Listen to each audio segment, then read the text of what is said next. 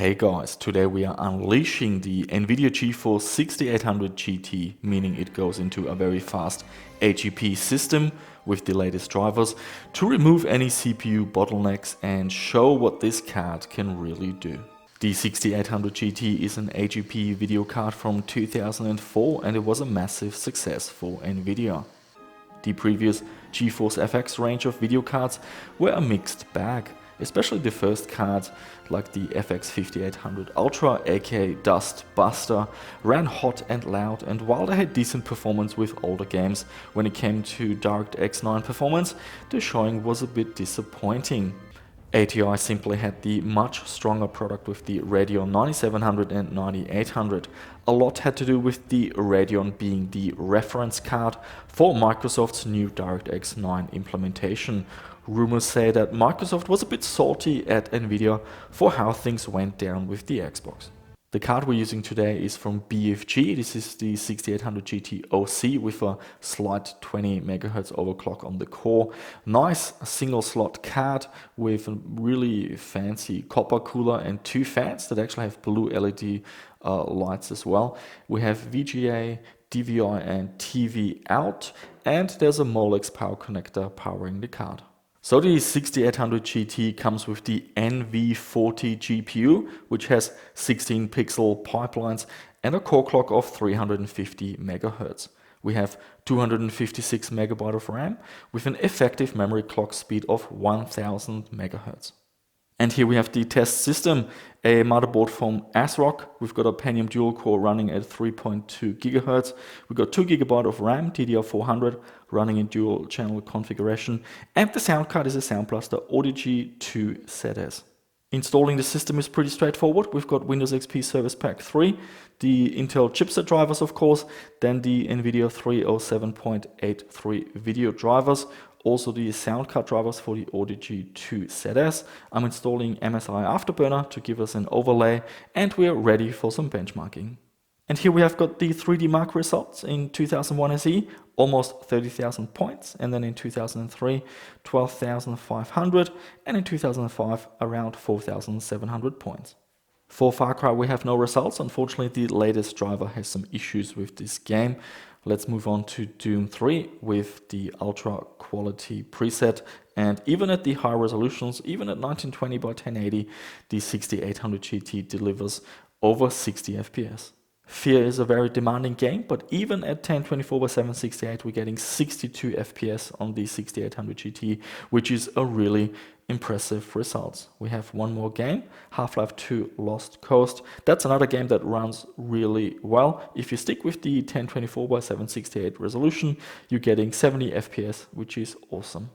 And now we're gonna have a look at some games. Now I've got MSI Afterburner running, and one of the reasons why I like using the latest drivers is with the older drivers, MSI Afterburner doesn't show all these statistics. But even with the latest driver, we don't get the GPU load, unfortunately. Also a few comments about the temperatures. They're a little bit on the high side, so I definitely recommend, if you get one of these cards, is to reapply the thermal paste. I simply didn't have time for that. And in some of the games you will see the fan speed sitting at 100%. That was me just manually overriding the fan speed to keep the temperatures in check.